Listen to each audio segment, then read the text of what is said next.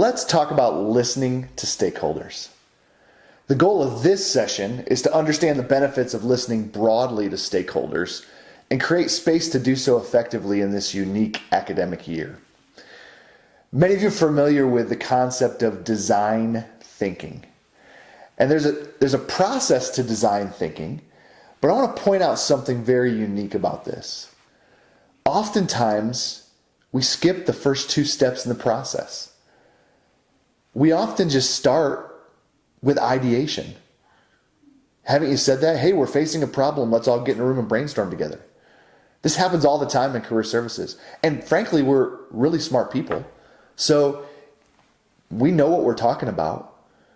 But in times of change, in times of designing something new, there's a couple of steps that come before that. Notice, effective design thinking always starts with empathy.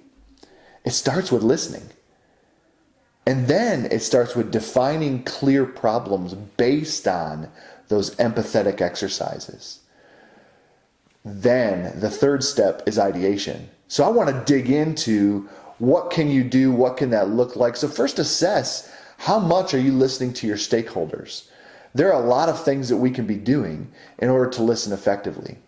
Now take a look at this chart that we created on results from listening, depending on how much you're actually doing it. So if you go to the right of the chart, poor results is when we just basically rely on our smarts. We say, oh, we know students, we've been doing this for 22 years. And this one student said this to me the other day, so that must be what all students think. And it's a very small sample of listening. And that yields actually small innovations when it comes to meeting students, employers, stakeholders where they are and what they want. In the middle is usually where we find career centers. It's a handful of insights. Well, I talked to a few of our student staff. We heard what they were saying. Well, they're kind of bought into our mission anyway, if you really think about that. And we got a few insights from appointments, advising appointments. And so maybe we should do something about this. Let's brainstorm. Right? It's okay listening and you get okay results, or sometimes, because we're just amazing career professionals, you get a little bit better than okay results. But think about when you have diverse listening insights at the best level and you have large, diverse insights, how that can change your outcomes if you can synthesize those.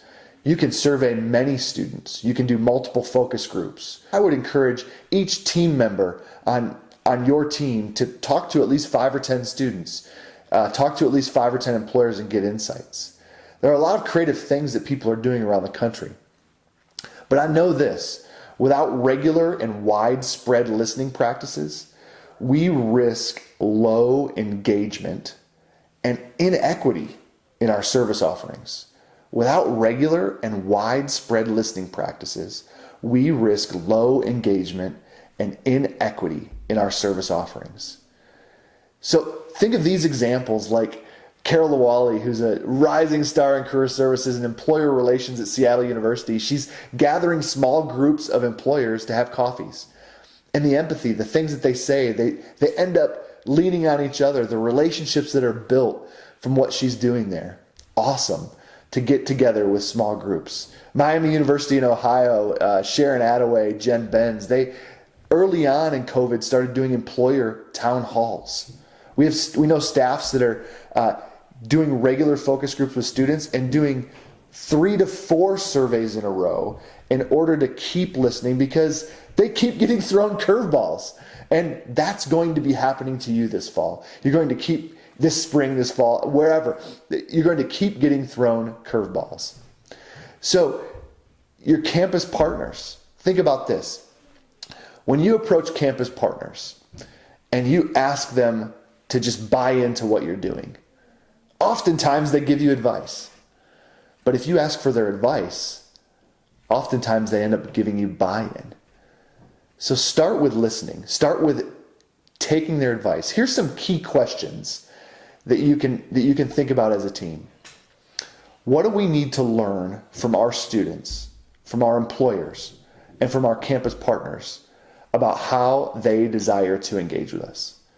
What specific listening practices can you pursue?